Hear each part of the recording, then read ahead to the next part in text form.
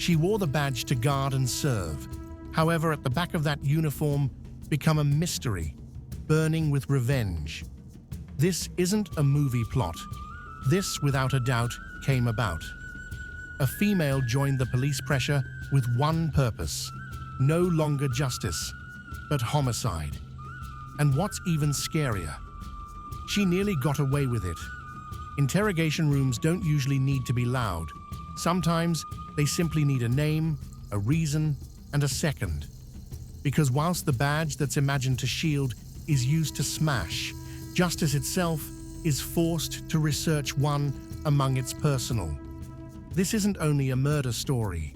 This is a story approximately betrayal through someone the public became supposed to agree with. A lady who wore the uniform now not to serve, however to settle a rating. Our story starts off evolved in Los Angeles, 1986. Stephanie Lazarus is a 25-year-old LAPD officer, disciplined, driven, and by all accounts, on the short track to promoting.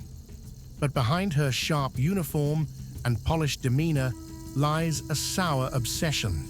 Her ex-boyfriend, John Rutten, has simply gotten engaged to a lady named Sherry Rasmussen, a brilliant, warm-hearted clinic nurse. To Stephanie, this is extra than heartbreak. It's humiliation, rejection, the very last nail within the fantasy of a destiny she deserved. On February 24th, 1986, that fable shattered permanently. Sherry Rasmussen was discovered murdered inside the rental she shared with John. She was crushed, bitten, and shot 3 times. There were symptoms of a warfare. However, apparently, not anything great have been stolen. The initial principle? A botched burglary. LAPD detectives blamed a pair of nearby robbers regarded for focused on upscale homes. The case tragically went bloodless. What nobody realized, or perhaps refused to see, became that the real killer have been walking the halls of the very equal department for years. Stephanie Lazarus, John's ex, had allegedly entered the Rasmussen domestic, disguised her identification, and murdered Sherry in a suit of jealousy and rage. She then again to paintings like not anything came about, wearing out investigations, running instances, and even casually discussing the Rasmussen murder with other officials. It was a near-best crime, hidden in the back of a badge and a grin. For over decades, no one suspected Stephanie, but in 2009, detectives revisited the cold case with clean eyes and higher technology. DNA retrieved from a bite mark on Sherry's frame didn't healthy the authentic housebreaking suspects. It pointed somewhere else, especially to a woman. As the list of feasible suspects narrowed, Stephanie's name got here up. She had a cause she had get entry to, and now she had matching DNA. Stephanie was added in, under the guise of supporting with an unrelated case. The entire interview turned into a setup. Detectives began asking her about Sherry, about John, and approximately in which she were the day Sherry became killed. At first, she changed into calm, collected, but because the questions have become more direct, her voice wavered. She started to ramble, her story modified, barely, then sharply, and then, without her realizing, she had walked directly into their trap. The DNA didn't lie. Stephanie Lazarus turned into arrested and charged with the homicide of Sherry Rasmussen, against the law she had hidden for over 23 years. In 2012, she became convicted of first diploma homicide and sentenced to 27 years to life in prison. But this wasn't the simplest case of a female tied to law enforcement, the use of her position, or the illusion of one, to try to kill someone from her beyond. In 2025, a new call surfaced. Jacqueline Diorio, a 26-year vintage woman from Runnymede, New Jersey, without a legit police schooling, however a deadly ambition. Her target? her ex-boyfriend, a former Philadelphia police officer, and his teenage daughter. What made Jacqueline's case uniquely annoying wasn't simply the homicide plot. It became how far she went to foe. She turned into a cop.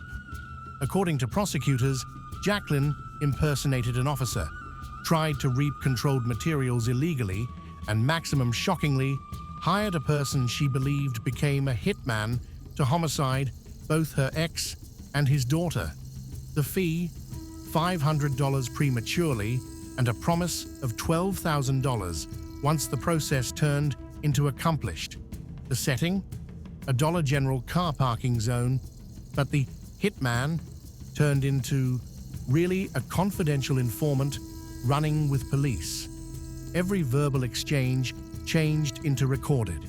Every assembly was surveilled. The evidence became hermetic. When Jacqueline became arrested and brought into interrogation, she didn't wreck down. She didn't cry. She didn't scream. She clearly stated, "I simply wanted him long gone." Her flat tone, her total lack of emotion, sent a sit-back via even the most seasoned detectives. Unlike Lazarus, who hid her crime for many years, Jacqueline's plot unraveled in real time. She turned into charged with counts of attempted murder, conspiracy, and impersonating an officer.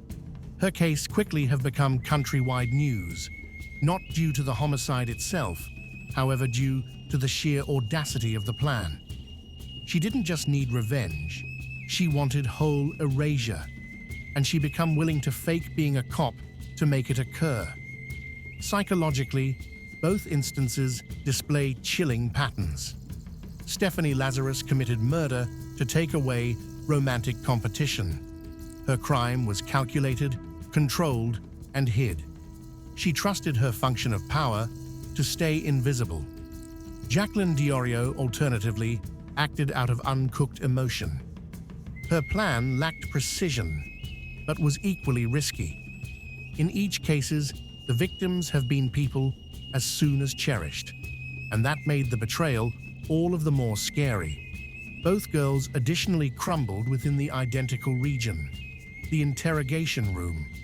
For Stephanie, the cracks regarded slowly, through moderate hesitations, anxious laughter, and transferring stories. For Jacqueline, it took just one question, one take a look at the proof, one sentence. In the arena of criminal justice, the one's rooms are designed now, not just to find answers, however, to fall apart the human mind. And in both cases, that crumble got here unexpectedly. As of now, Jacqueline Diorio awaits trial. Prosecutors are assured of their case. The video evidence by myself is devastating. In one clip, Jacqueline is heard laughing with the meant hitman, casually discussing price and confirming the daughter have to also be killed. There is not any ambiguity, no gray area, just purpose, and a chilling experience of comfort with the plan. Stephanie Lazarus, in the meantime, sits in jail, still maintaining her innocence. But her case has ended up a cautionary tale within law enforcement circles. How did no person suspect her? How was she allowed to work so close to the very case she devoted? And how many different crimes might be hiding in plain sight, shielded by the trust we region in those who wear the badge? These tales aren't just about girls. They're approximately the systems we depend on, and the way easily those structures can be manipulated. They're approximately obsession, revenge, and the terrifying reality that sometimes the most risky individual within the room is the only asking the questions. When we consider police, we think of protectors. When we consider crime, we think of the streets. But what happens whilst the protector turns into the predator? When the uniform is not a symbol of protection, however a tool for violence. In both Stephanie and Jacqueline's stories, the solution came no longer from the crime scene, however, from what followed. The slow, methodical unraveling that handiest occurs underneath pressure. The interrogation room doesn't care who you are. It doesn't care approximately your job, your badge, or your tale. It best cares approximately truth. And sooner or later, that truth continually unearths its manner to the surface. Stephanie wanted to hold her beyond hidden.